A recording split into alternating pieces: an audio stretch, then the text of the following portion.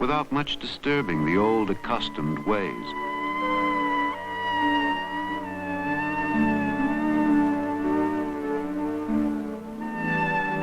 The atmosphere has changed. Sure, there's still a good deal of unemployment around, but now many who are working have the 5-day week. And more important, the feeling of imminent disaster, the fear of economic collapse is gone.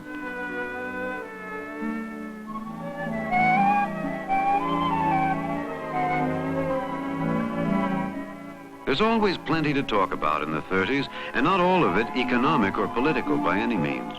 Some stories even push the Depression off the front pages.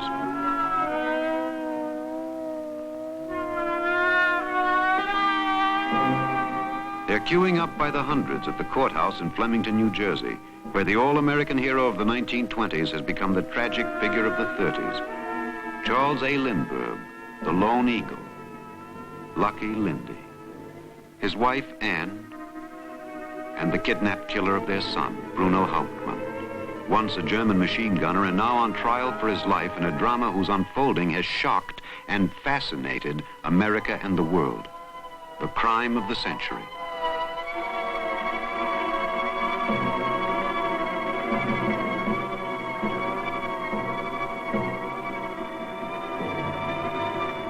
Now, all the fame of Lindbergh's solo flight to Paris and all the glory that it brought him has turned to ashes. Now, all that is left of his child is some tattered clothing exhibited to convict the child's killer.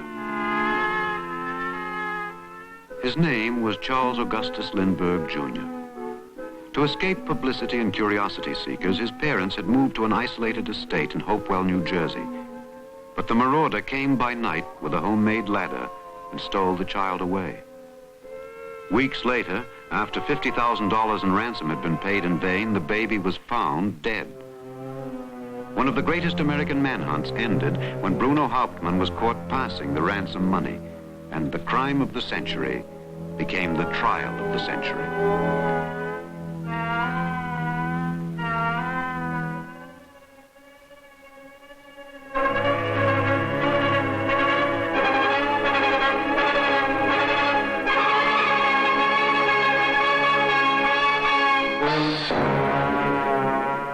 The Death House at Trenton, April 1936.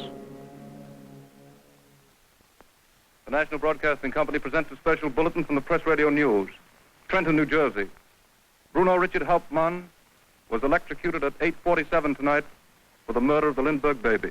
News, comedy, music. The golden age of radio. But, Mr. Allen, it isn't a thing. This is an old friend of yours from the days of vaudeville. If it's Otto the trained seal, throw him a fish and tell him I'm busy. Now, wait a minute, Fred. If you'll just take your nose, that one you used to talk through, out of that microphone, you'll see that it's me. Oh, Jack Benny. Well, I'm sure. Wait a minute. There's a reception goes in there. Well, it doesn't have...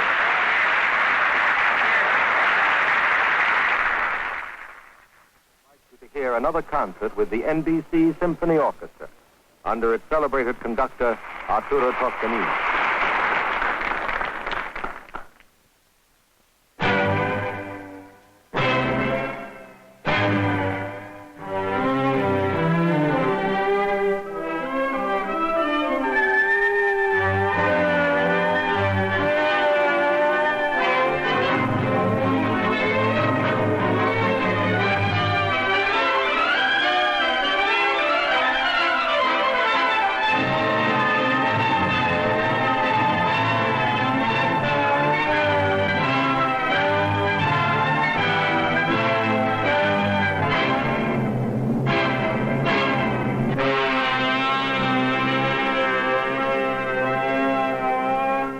On a regular passenger flight from Frankfurt, Germany, the dirigible Hindenburg approaches its destination, Lakehurst, New Jersey.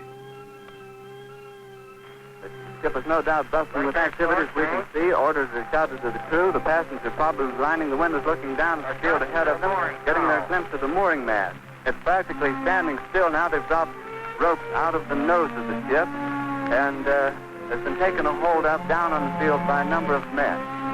It's starting to rain again. The rain had slacked up a little bit. The back motors of the ship are just holding it just enough to keep it from bursting into flames. Wait, get it started. It's flashing terrible. Oh my, get out of the way, please. It's bursting into flames, and it's falling on the mooring mast, and all the folks between us. This is terrible. This is one of the worst catastrophes in the world. Oh, it's like 400 or 500 feet into the sky, and it's a terrific crash, ladies and gentlemen. It's smoke and it's flames now, and the frame is crashing to the ground, not quite to the mooring mast. All the humanity and all the passengers screaming around. A time of tragedies, a time of changes, big ones and small. The birth rate has fallen, and women's skirts are lower too. They're selling a lot more cars these days, and now the word is recovery.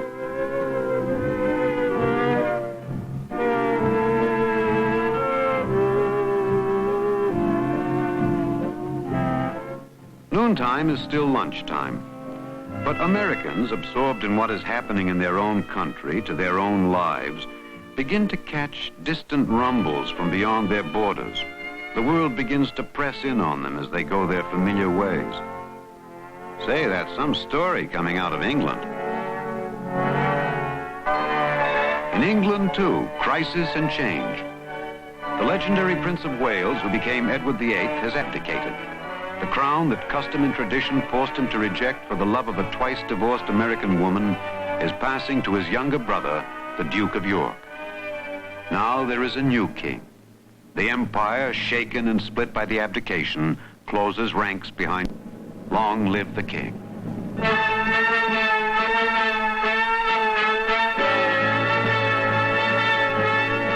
Their Majesties, Queen Elizabeth and King George, with their daughters, Princess Elizabeth and Princess Margaret.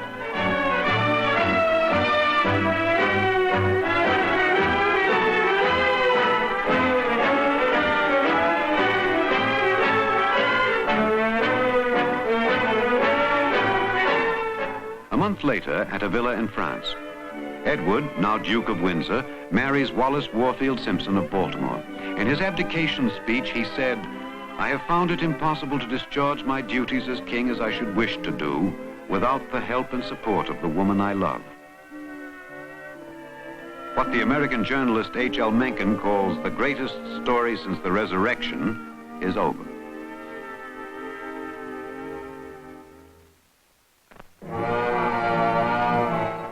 At home, the neighborhood news is more humdrum. A letter from a son at a CCC camp, perhaps.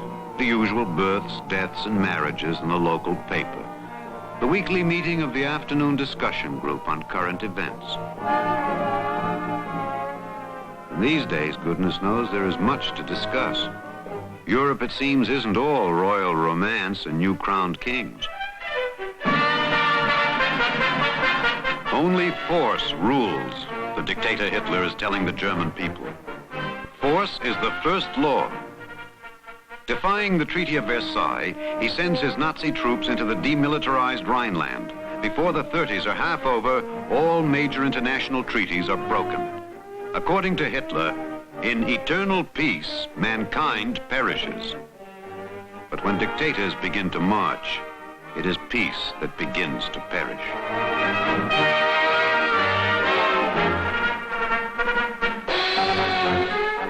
"We have buried the putrid corpse of liberty," the dictator Mussolini tells the Italian people. And he says, "War alone puts the stamp of nobility upon the peoples who have the courage to face it." For the imperial glory of fascism, he has begun his own little war by sending his troops to conquer defenseless Ethiopia.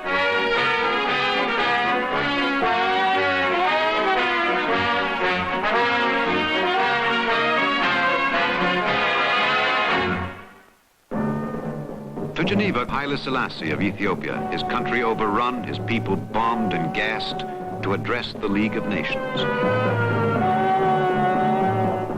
"I come to bear witness against the crime perpetrated against my people, and to give Europe warning of the doom that awaits it if it should bow before the accomplished fact. Italian aggression and gas have set humanity. humanity fails the test. The Spanish agony begins. The civil war that ravages Spain divides the West as well. Some see in General Franco's revolt a crusade against godless communism. Others see in it only the spread of fascism and dictatorship. On Franco's side, Nazi bombers and Italian troops. On the Republican side, Red volunteers and Soviet support. In between, the Spanish people. No communist, no fascist is Emperor Hirohito of Japan, but his faith is Bushido, the way of the warrior, and it too means aggression. His troops flood into Manchuria and China, ignoring treaties and American protests. Says President Roosevelt, the peace, the freedom, and the security of 90% of the world is being jeopardized by the remaining 10%.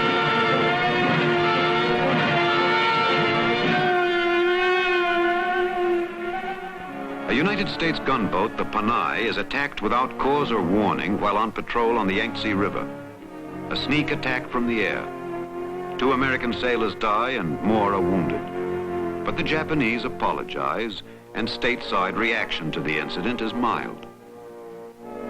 What was it that Philadelphia newspaper said when Japanese aggression began? The American people don't give a hoot in a rain barrel who controls North China. Here's how. Isn't this a lovely party? I finally finished Gone with the Wind. Have you seen the headlines? Maybe the communists are right at that. At least they want a united front against aggression. Yes, all we do is compromise and retreat. That's because Roosevelt is a fascist. Nonsense, he's a Red. What's going to happen next? We don't know. We can't say. We're wondering. Oh well, the world will keep until tomorrow. It's supper time.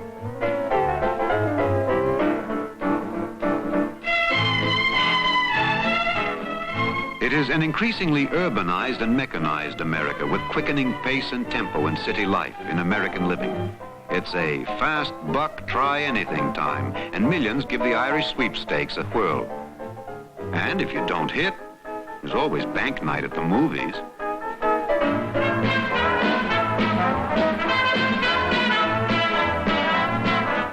Nobody hits as big in the 30s as champion Joe Louis, the Brown Bomber, even if the German Max Schmeling did beat him once. Louis may not know it, says Schmeling of their return bout, but deep down inside, he's afraid of me. Louis replies in round 1.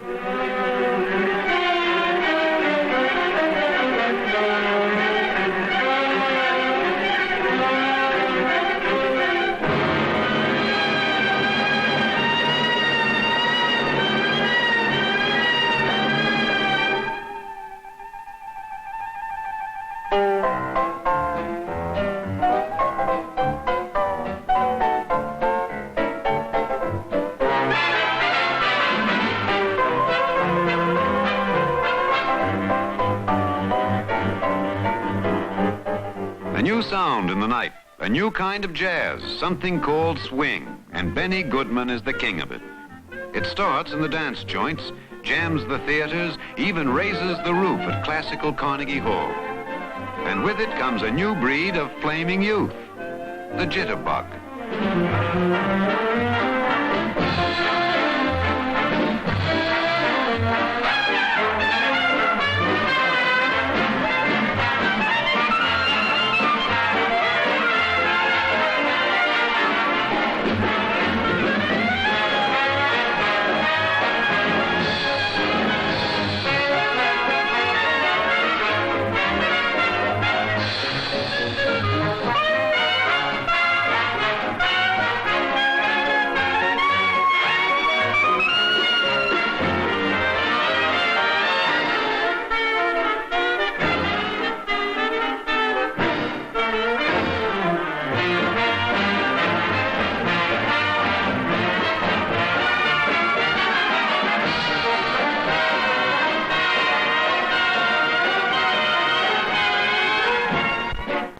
In the general upheaval of the times, even the social register succumbs to new phenomena. Cafe society, the glamour girl, the candid camera.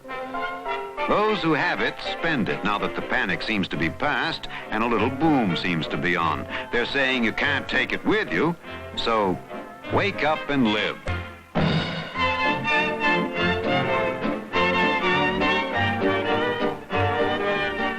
No vulgar jitterbugging here, Susie Q.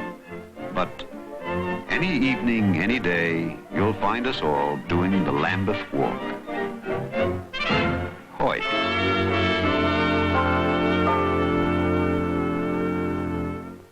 Washington, another party. The dignitaries of the New Deal gather for the traditional victory dinner that celebrates their triumph at the presidential polls.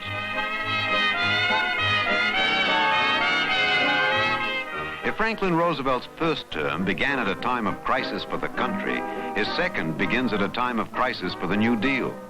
If his first 4 years were marked by controversy and contention, his second 4 start with a political bombshell that divides the nation and splits his own party. He attacks the Supreme Court. And I defy anyone to read the opinions concerning the AAA, the Railroad Retirement Act, the National Recovery Act, the Guffey Coal Act, and the New York Minimum Wage Law, and tell us exactly what, if anything, we can do for the industrial worker in this session of the Congress with any reasonable certainty that what we do will not be nullified as unconstitutional. If we would keep faith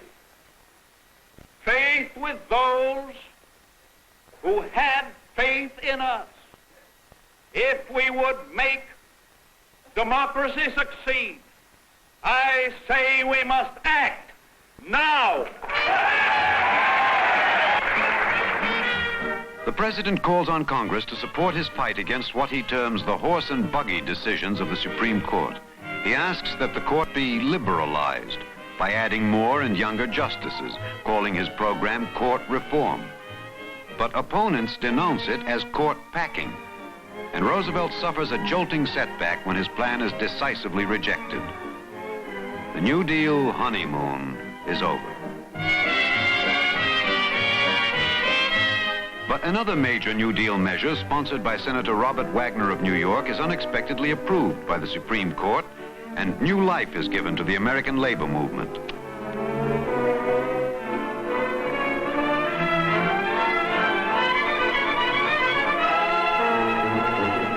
Now, backed by the provisions of the Wagner Labor Relations Act, using it as their Magna Carta, the unions recruit millions of members in a nationwide drive for collective bargaining, the closed shop, higher wages, better working conditions. Strikes everywhere, in steel, oil, textiles. A surge of strikes.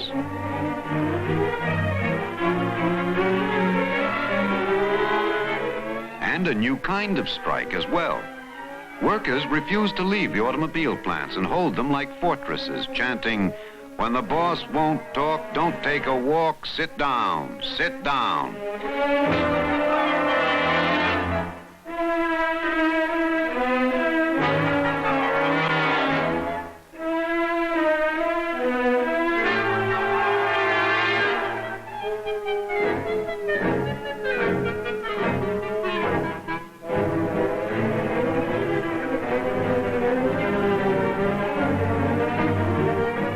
Kind of civil war, resistance by management against the rising tide of organizing, defiance of court injunctions by labor, violence by pickets and police,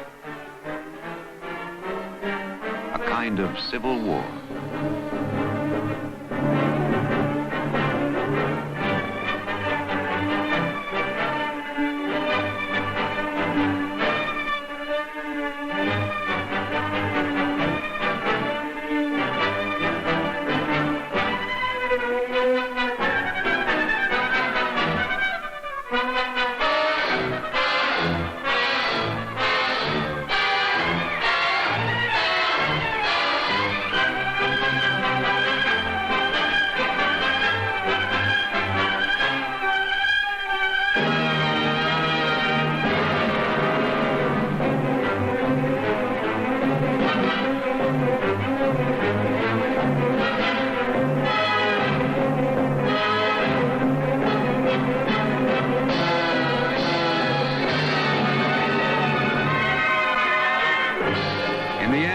a victory for union recognition and collective bargaining.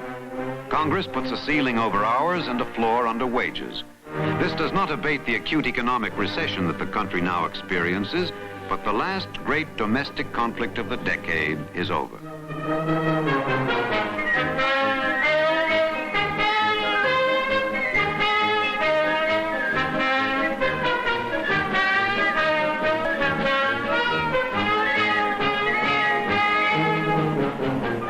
Other parades in the 30s.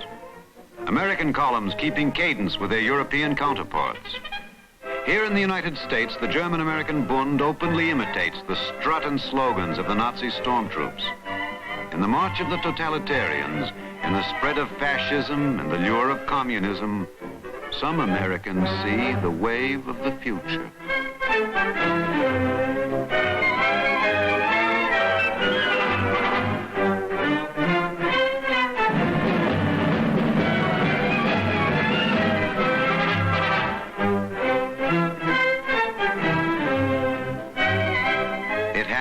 Here, in Madison Square Garden, a public demonstration of how dictatorships deal with anyone who dares rise up and protest.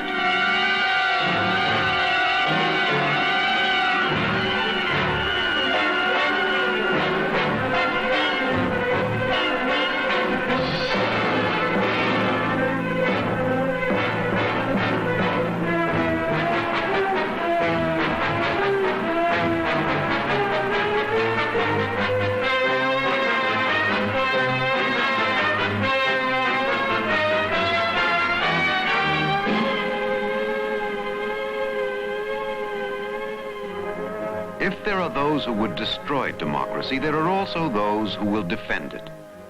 For the first time in history, the King and Queen of England visit the United States, and Secretary of State Cordell Hull greets them in Washington. Their visit is an act of Anglo-American friendship. And goodwill is growing scarce in the world. Friendships are rare. Germany has overrun Austria and Czechoslovakia. Italy has invaded Albania. Japan is extending her aggression in China.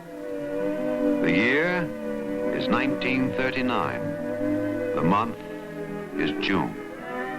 There is still time for a brief moment of joyous pomp and pageantry in a sullen world girding for war.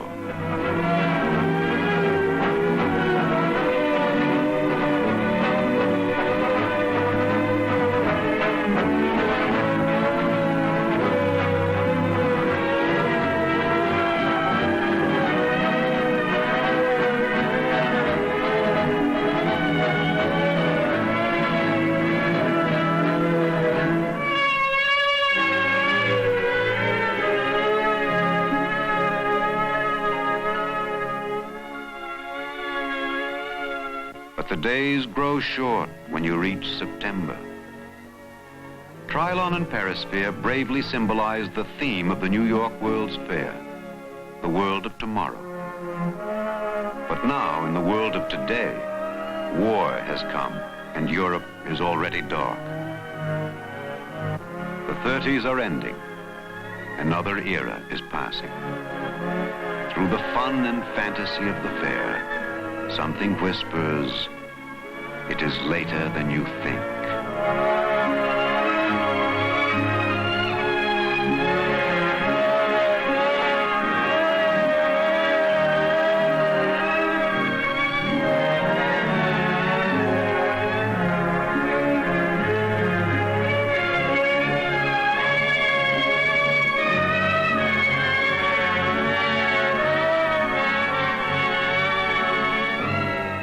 The President has said, many voices are heard as we face a great decision. Comfort says, tarry a while. Opportunism says, this is a good spot. Timidity asks, how difficult is the road ahead? Shall we pause now and turn our back upon the road that lies ahead? Shall we call this the promised land? Or shall we continue on our way? For each age is a dream that is dying, or one that is coming to birth.